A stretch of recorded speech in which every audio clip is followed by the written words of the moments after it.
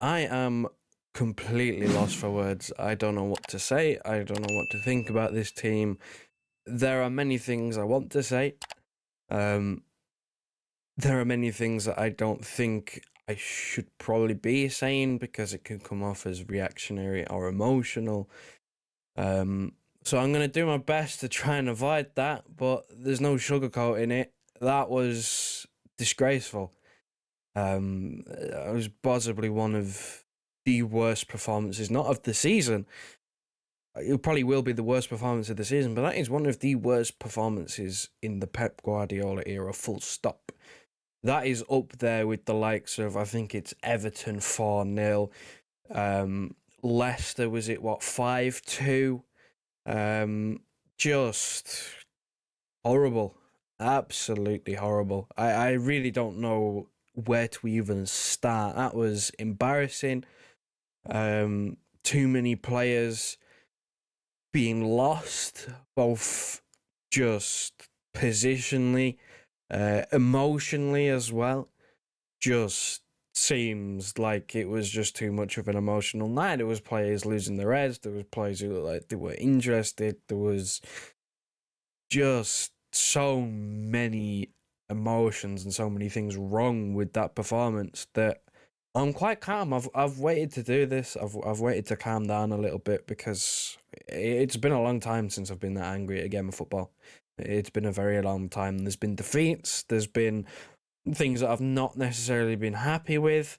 But this is again, this I can't really use any other word apart from disgraceful. To be honest, it's 4-1.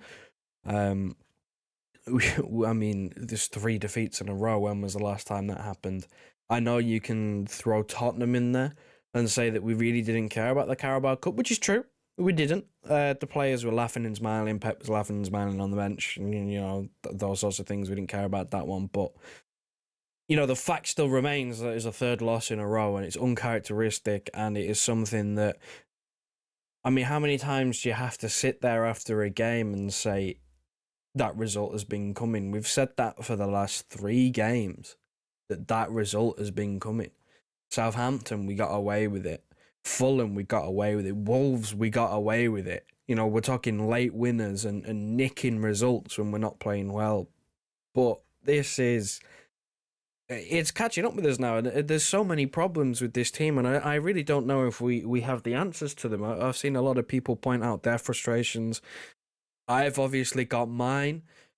But again, we're not a team that's heavy on a January transfer window. Usually we don't do anything at all in January, and it would surprise me if that changes this season. But I feel like we need to. That is my thinking right now. If we don't do something, just give me one signing, and I think that we can get the season back on track. And that is in the midfield area, specifically deeper, because I'll get on to why. But just one signing, whatever you were planning to do in maybe the summer, bring it forward. Bring it forward 6 months because it's necessary. I'm starting to really lose it at the sight of Kovacic playing as the number 6. It's just, he fooled everyone, me, you, everybody else included in this. He fooled everyone with his first 3-4 games of the season where he was okay. He absolutely fooled everyone. Because these last few performances, I think you can extend this going on about a month, probably, maybe even more. That it's just not good. It's just not good. He's just not very good at doing that role in a lot of the games that we are playing. If we come up against a team that's that has anything about them that will be able to be a bit of a threat on the counter-attack and transitionally, it's game over. We are so cooked in midfield at the moment because, and I've seen people say this, and I said it, I tweeted it, that specifically the Kovacic Gundogan pivot was my main concern, but even just having only one of them sitting there and holding. It's just every time the opposition gets a transition, every time we give the ball away, they might as well not be there. Kovacic and Gundogan, they might as well not be on the pitch, because you get them running towards goal, mainly running towards their own goal on a transition. It's game over. It's cooked. It's cooked. They can't hack it. You see, Kovacic today got booked in the first half. He couldn't touch anyone in the second half. It was just transition after transition after transition. And this is the problem. This is why we look so bad defensively. Because, again, whenever we don't have the ball, the midfield is non-existent. There's a reason why our defence looks so bad at the moment and we're conceding so many chances, is because whenever the other team gets the ball, they're basically running at our back four. Because they just bypass a midfield that plays like it's not there when it doesn't have the ball. They're fine individually.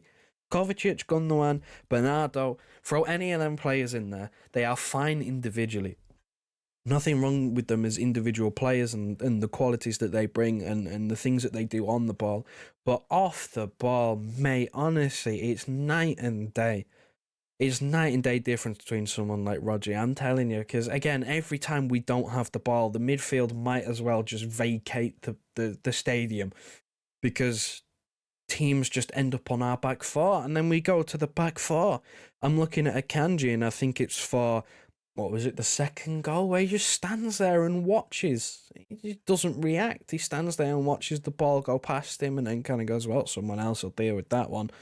And it's not a good look. But then again, I can't really blame the defence too much at times because, again, I'm looking at this and going, our midfield is just not there, ever. It's just not there. And we're getting counter-attacked. And the reason why we look so open on the counter, because there's no one to stop the opposition from reaching our defence. And by the time they're reaching our defence, there's usually either a mismatch or a man advantage, and the defence is under pressure because they're backpedaling as the other team is coming forward, and it's just not a good mix. And I don't see a way out. I really don't see another solution. I kind of don't really blame Pep too much for this one, because realistically, what else can he do? He doesn't really have any other options because, I mean, let's be honest, let's call it right now. The transfer window was shocking. We didn't address the needs. We got rid of Alvarez, bought in Savio, Gundogan on a free transfer. Didn't solve the gaping hole that has been here for, 18 months, 2 years, which is Rodri goes down, then what? And Rodri's gone down, and yes, it's unfortunate that it's an ACL and it's a season ender, and we're not going to be able to use him at all this season. That's unfortunate. But are you really seriously suggesting and telling me that this was the plan, that if Rodri was even to be out for a month, 2 months, and get some sort of muscular injury, that this was the backup plan?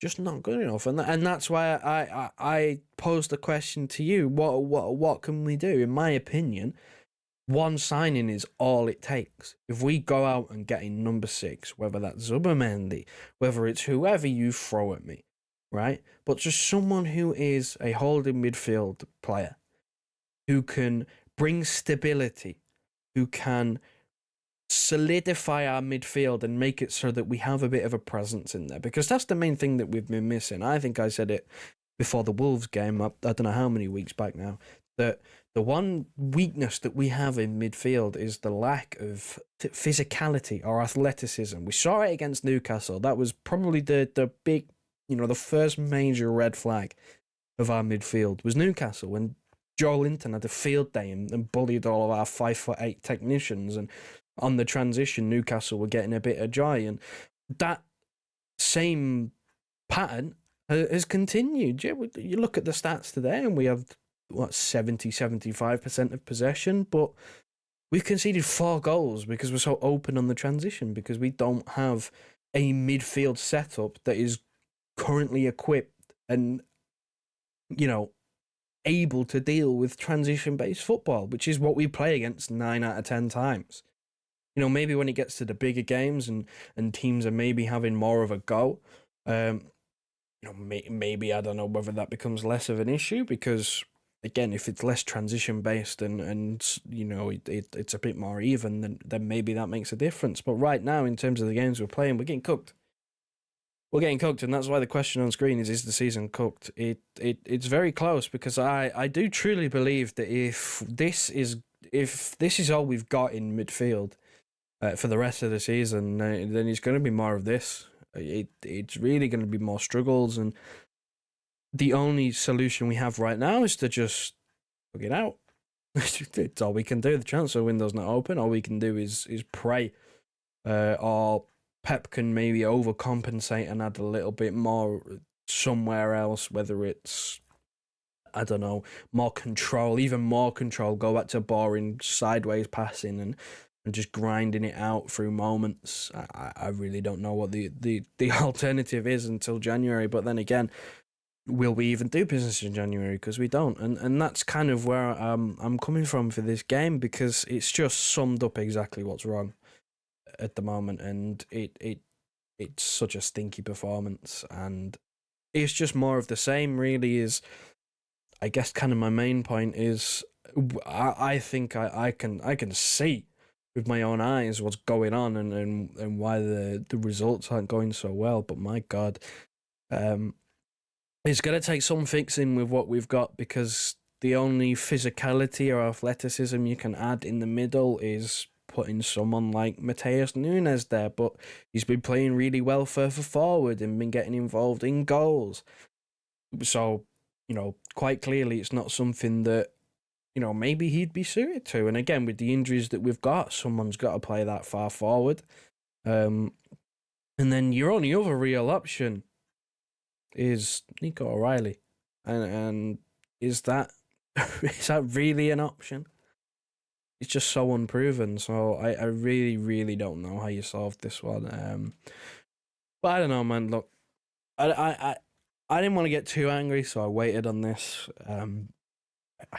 I guess that's kind of it. It's just a feeling of shock. It is not a result that has happened in a long, long time, but again, it's been coming. We've really been riding our luck. So I guess the positive that you take from this, if you want me to try and spin it, is we're still in a relatively decent position in the competitions that we're in. We're still in one of the top 8 seeds in the Champions League, at least for the time being. So automatic qualification to the knockouts is still obviously there. There's more than enough games to go, but we're still in one of them spots, and we're second in the Premier League, 2 points off top. But we've got Brighton away, last game before another international break, and to be honest, I usually moan at an international break, but it couldn't come sooner. Genuinely couldn't come sooner, because we need all the help we can get, because, I mean, this...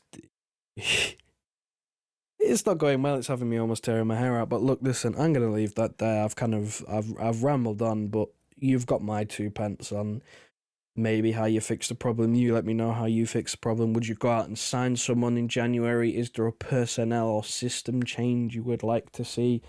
Or is the season just cooked? Are we literally just done? Are we? Is it over? I don't know, man. Listen, thanks very much for watching. Do me a massive favour and please leave a like on your way out of this video. Massively helps the channel, and big up yourselves. 10k. That's mad. It's the first time I've had my say on this. 10k. So we appreciate all the support. Big milestone. But yeah, man, we'll see you at the weekend for Brighton, however way that goes. I'm just praying at this point.